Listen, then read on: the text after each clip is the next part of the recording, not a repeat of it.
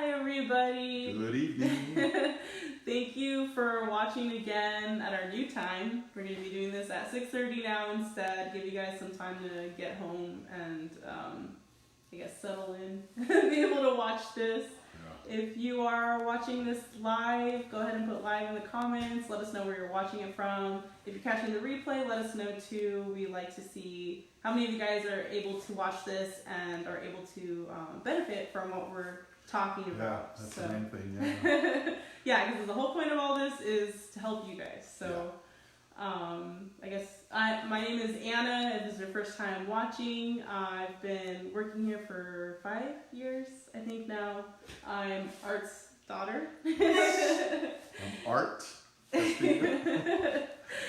Yes, and he's the owner, president, founder, all of the above. And on this, sorry. No, I was going to say janitor too. And so what we basically do here is ask, he's a technician obviously, so we ask him questions based on his knowledge and experience over the past 42 years. Yeah. So 42 years in the industry, 31 years running casino heating and air conditioning. Yeah. So, oh my gosh. Yeah, it's crazy. Time goes on. Yeah, been doing it longer than I've been alive. Running the business. It's crazy. Okay, so our topic today is what is evaporator coil cleaning. So that's kind of a mouthful to say. So we want to, I guess, kind of get into different parts of the whole coil cleaning thing, but I guess you can start with what is it exactly? Like, what does that entail to get your evaporator coil cleaned? Well, depending on the type of system that you have, if it's most systems that are in residential homes now, especially in Southern California, are what we call a split system, where your furnace is in one part of the, usually indoors, someplace in your home, and what you know as the air conditioning unit, we know as a condensing unit, is on the outside.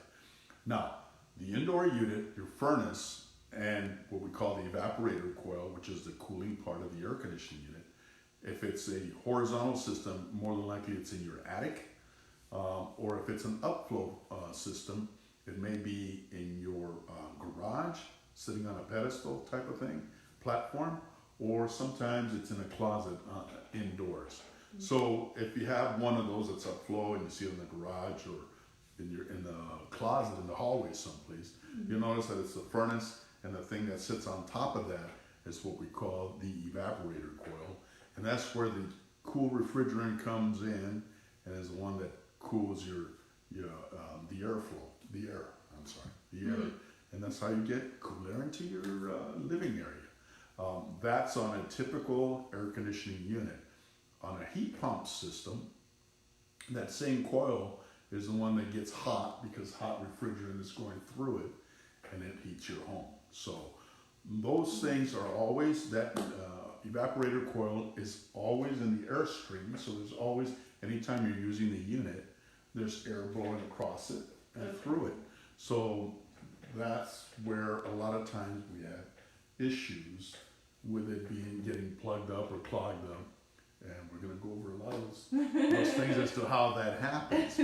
But basically, I hope that's, I explained that simply enough so people understand what it is. Yeah, so basically that's the part of the system that that the air is going to blow by before it goes into your house. Into your home, right. So, correct. And then you're saying with the heat pump system, when it's on cool mode, that's where your air gets cold. And then in heat mode, it's where your air goes to get hot. Or warm, or yeah. Yeah, exactly. Okay, so say someone has a dirty coil, needs to get cleaned. So what do our technicians do when they clean it? Well, what's funny too is finding out. First thing is finding out if your evaporator coil is dirty, because most of the time we don't get phone calls saying, "Hey, how much or what does it take to clean your evaporator coil?" Usually we get the phone call that, "Hey, my system isn't cooling as well as it used to," or if I get a a heat pump system, they might say, hey, it's not heating like it used to, or I'm not feeling a lot of air coming out of the vents like I used to, or I'm not feeling that draft that I usually feel. So by diagnosing, and it's a simple test. There's a couple of ways to do it. Some people use inspection cameras where you can go in there and see if you can see the evaporator coil and see if it's plugged up in any way. Some of them are accessible where you can take panels right out and you can see whether it's plugged up or not. But the easiest test is what we call a static pressure test, which it actually measures the air pressure going through the system. Now, normally there are normal parameters which your system should be working at, and if those parameters are exceeded, it would show right there and then on your manometer. It's called a manometer. That's what measures air pressure in the system. So if it exceeds that, it will show on your manometer, and depending on where your probes are, it may show that if there's high static pressure before your airflow goes through the coil, then more than likely you have a plugged evaporator coil.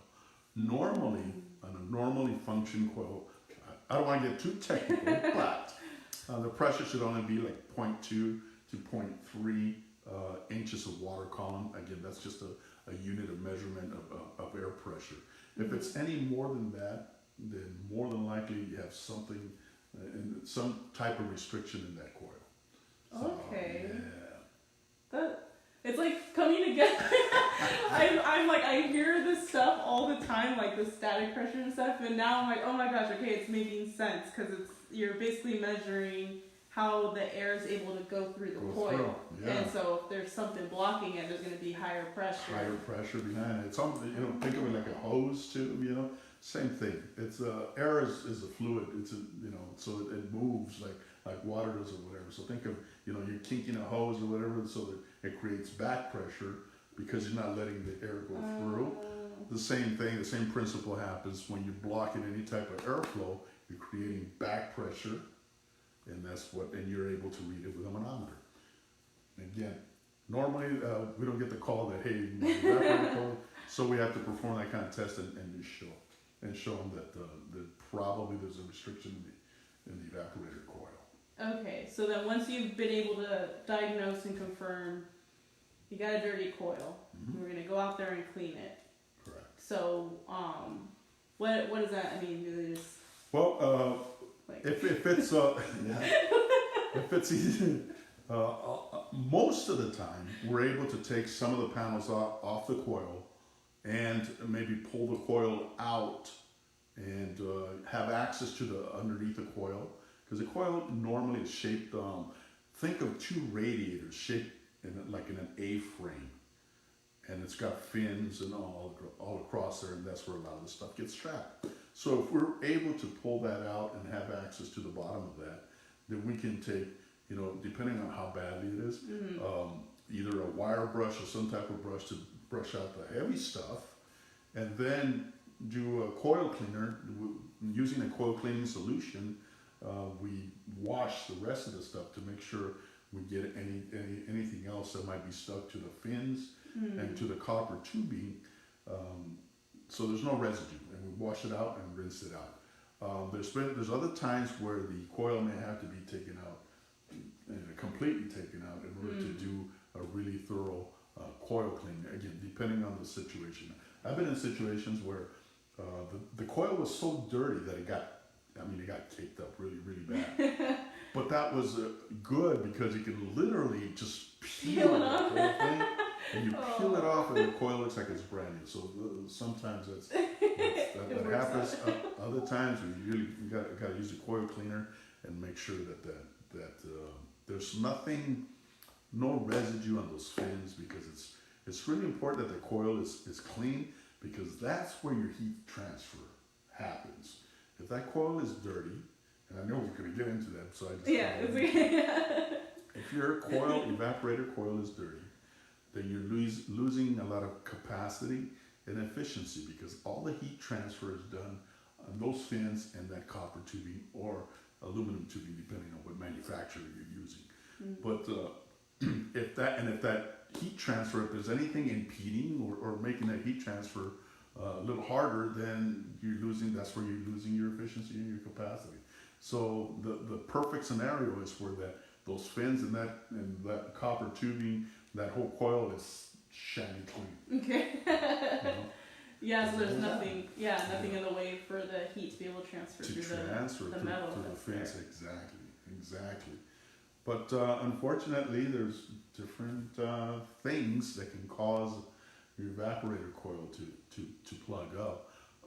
Some of the things, and I think we've done this in other times that we talked about it, is poor installation practices.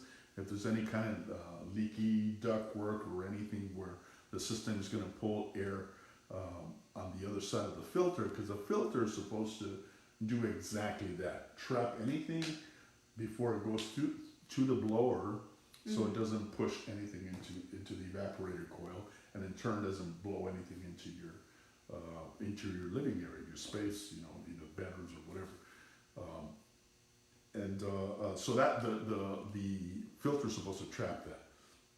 If you have an installation again where it's not done properly and you're leaking after the furnace, I'm sorry, after the too many terms. After the filter, then you're gonna pull unfiltered air along with all that debris, and the place where it gets trapped is on that coil. Most of the time, 99% of the time. There's other times where it'll stay on the blower wheel, but 99% of the time it'll stay on the coil.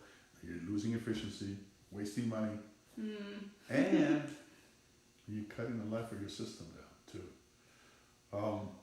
Again, I don't want to get too technical, but when you don't have enough airflow across that coil, whether it be a heat pump or an air conditioning unit, there are consequences, all right? Your refrigerant inside that system is doing things. It's changing from gas to liquid and from liquid to gas. And for the most part, your compressor, which is the heart of the system, and it's normally on the outside on your condensing unit, or what you would call probably your air conditioning unit, is designed only to pump vapor. They have the certain type of valves that can only transfer vapor from low pressure to high pressure. If there's how am I going to say this? If there isn't adequate airflow across that coil, there are chances that on the evaporator coil, the refrigerant will not evaporate enough, and there may be a chance where you can get liquid back to your compressor. And what the liquid will do, we call it a slug. It'll slug the compressor. It'll get into the valves. Those valves are not designed to pump liquid. They're only designed to pump gas, and you will damage your compressor. So, dirty evaporator coil, you're damaging compressor, you're cutting the life of your system. So, it's a pretty critical. Yeah. It really is. It's funny. I think all my time working here, I've realized, learned, something like this, like the evaporator coil, how it's there's this whole domino effect where it ends up, something on the inside you're not really thinking about is going to end up damaging your compressor on the outside, and even that could have started with you didn't change your filter. Yeah. And how changing your filter is something that seems so I don't know, mundane, or just kind of you don't really think it's that big of a deal, but it can really have a huge effect on how your system operates. The other thing too is the way your filter fits. You should have a tight fitting filter so nothing sneaks around, or bypasses the filter and gets into your system without it being filtered. So good habit of changing your filter often enough, and to make sure that it's fitted in there properly, that it's sealed real tight in there so nothing gets across that thing. Because I know the topic is evaporator coil cleaning. And that process can be I was going to say intense, but not intense, but it is labor intense. Yeah, I'll say labor intensive. Because what I was saying earlier, if you have to literally take the coil completely out of there, now you're looking at having to pump down the refrigerant or reclaim the refrigerant, cut the coil out, bring it out, clean it out, solder it back up, Yeah. pressure test, evacuate, and recharge. And that's a lot of labor. It's a lot of work, and it can be costly.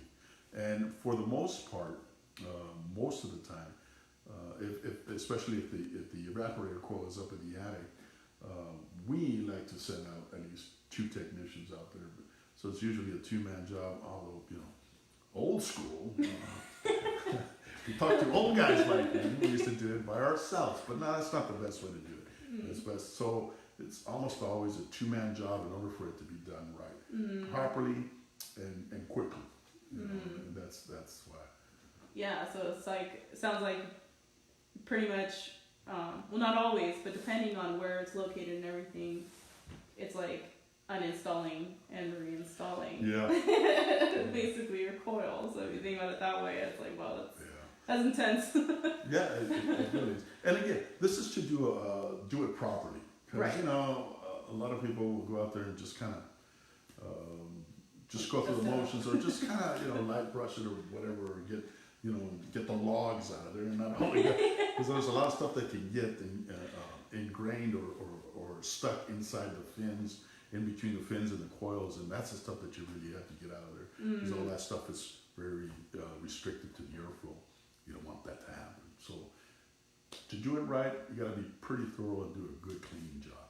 It's you might have heard of the outdoor coil, the condenser coil, that to clean it up and everything, and a lot of times we emphasize that more, it seems like.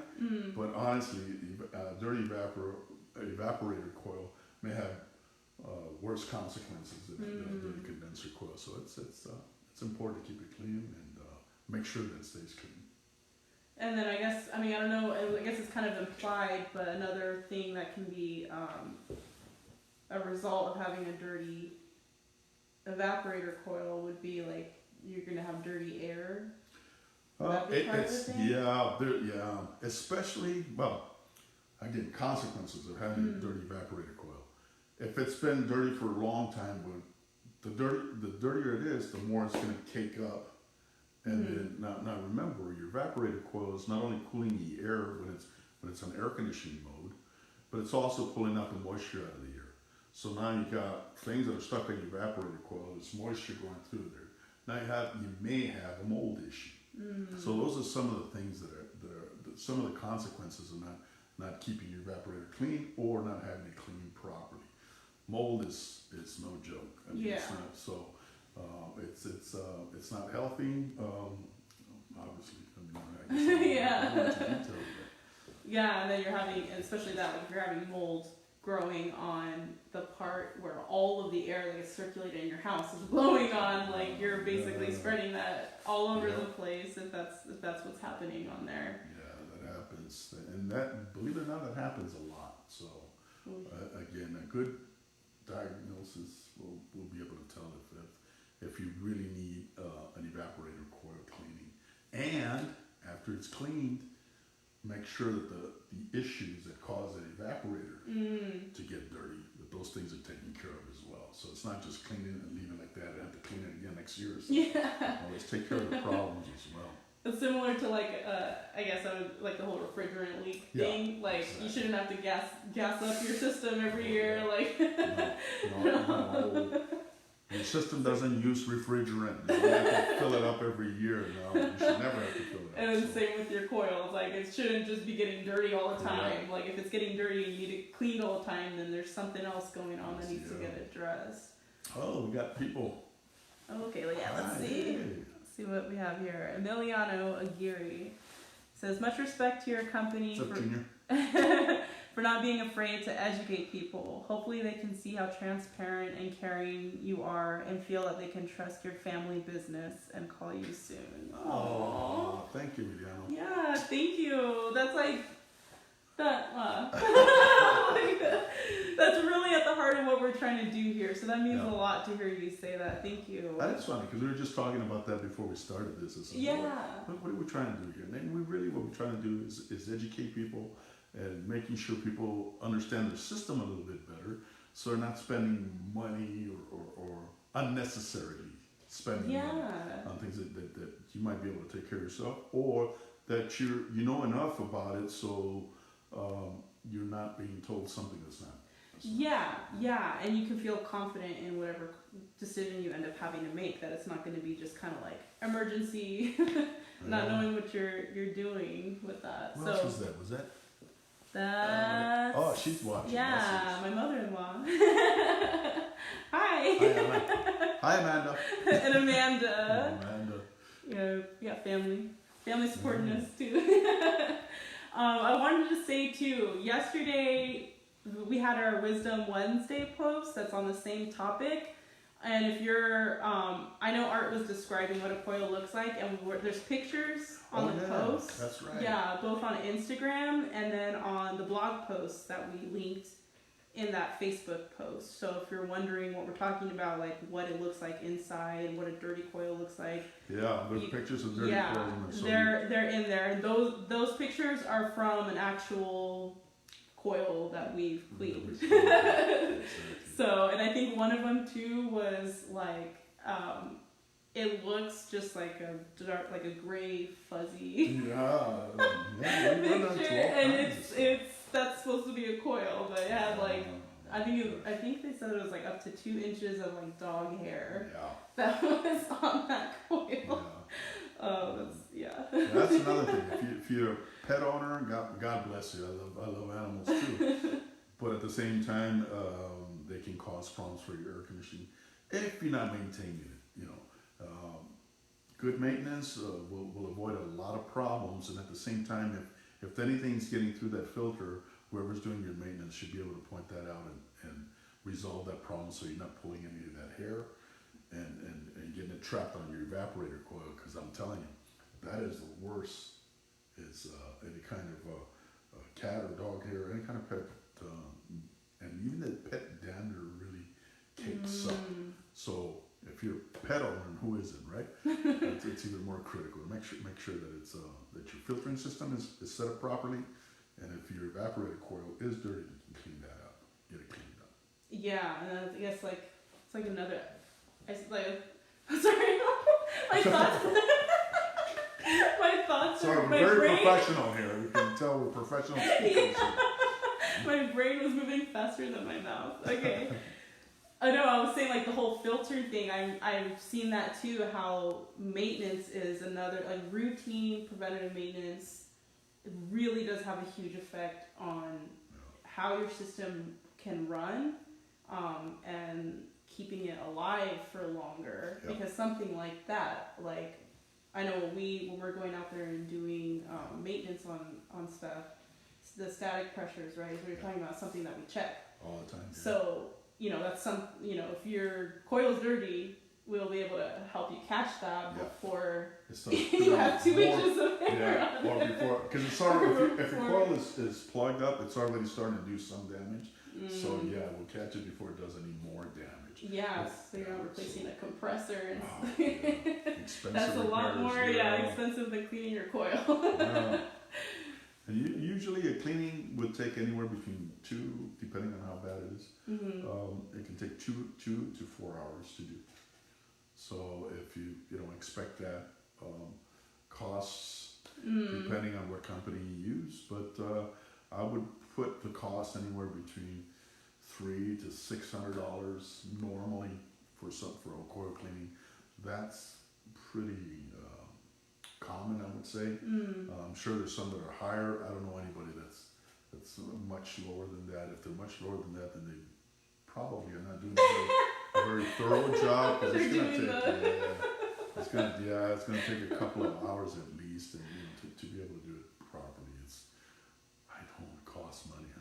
But I know. Labor. It's really labor intensive, and that's a problem. It ties up a couple of people for a long time. So it's always hard, but you know what? That $300 to $600 to clean it once you've found that that's an issue is a lot cheaper than replacing the condensing unit or the compressor or any just kind of killing your whole system, Yeah. and now you're looking at thousands of dollars to Plus what it's saving you too, because if that coil's been dirty for a long period of time, you've been wasting a lot of energy. Not only trying to cool your system, but it affects your heating as well. We were talking about that earlier too, because you're using the same blower for heating and for air conditioning. If it's a heat pump, it's exactly the same thing. But if you have a furnace, the furnace is having to push that warm air past that coil before it gets into the living spaces. So if you have a plugged up evaporator coil, it's affecting your furnace as well. And improper airflow is going to cause that furnace to run a little bit hotter. And again, you're cutting the lifespan of that furnace because it's not designed to be running as hot as that. So yeah, it affects everything. Yeah. It affects everything. I know, that's like a big, I don't know, it's like with these systems, a lot of things that are happening that are kind of out of sight, that you're not, it's easy to not think about because it's not like in your face all the time. Yeah. Like that, the evaporator coil is usually in your attic, or it's in the garage, or it's in a closet, or something kind of out of sight. Yeah, So. exactly. Yeah, out of sight, out of mind. Yeah. Okay, well, Emiliano's got another one. Let's see. Love watching and listening, but gotta work overnight, so thank you for the free knowledge. And God bless you and your family. Good night. Well, good night. Good night. Thank you for watching with us. Tell people to watch us, and if they have any questions, anything that we can help them with, that's what we're here to do. So. Yeah, and feel free to share, you guys. This is, public information for you to share with anybody who you think could use it. Yeah, that's true. Really or any topics that you want us to cover too, let us know. We're open to any suggestions. Again, this is about helping people, educating people so they can know their system better and not have to waste money on when they don't have to. So yeah, suggestions, invitations. The more people that watch us, the better. Yeah. And pick my little brain. See whatever's left in there anymore. Hurry up before it turns into mush. I still have a little bit of stuff, but then anyway I can help you. Because if you guys don't ask him, he's gonna tell us in the office anyway. So. I'm finally becoming that old man. Did I ever tell you about that? Oh my gosh, so true. Okay, he says, when's the next session? So we do this every Thursday, 6:30 p.m. Pacific Standard Time. So we were doing it at 5 o'clock. We moved it to 6:30. I feel like it's going to work a little bit better. We're hoping, we're hoping it does. We weren't sure that, 5 o'clock and maybe people are still not getting home or whatever, but we'll see. This is the first time we did it at 6:30, so we'll see how it goes and we'll go from there. Yeah. And let us know. 6:30 a better time or exactly. Anything that can help this get better, that we're all open. Yeah, exactly. Yeah. Open to improve this so that it's meeting your guys' needs. Doing this for you guys. So I think that's pretty much it, right? I don't think we got all of our points. Did we? What other points did we have in there to make on this? I know. Let me see my notes. Let's see. Leaking ductwork. Did we talk about that as a cause? Actually, no. I think we did just improper proper installation practices. Yeah, leaking ductwork too, especially the horizontal systems that are up in the attic. If that ductwork that goes into your filter, if that is leaking in any way, then obviously that's going to pull dirty air from the attic. It can get embedded either on your blower, which it hardly ever does. It always gets caked up on your evaporator coil. So yeah, leaky ductwork, and there's a way we can tell that too.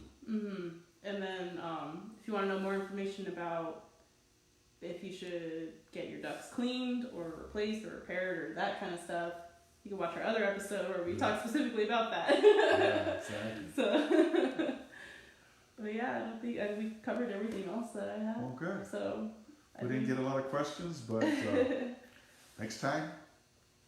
Yeah. Until next time. Yeah. Till next time. time, you guys. Thank you again for hopping on and watching with us. And if you're catching the replay, thank you for watching too. And again, feel free to share this with anybody that you think would benefit from watching it. And thank you again, Emiliano, for hopping on and watching us live and talking to us. So if you're watching too, you guys, don't be afraid to comment and let us know you're there. Because we do. We want to help you guys. So have a good night, and we'll see you next Thursday. Good night.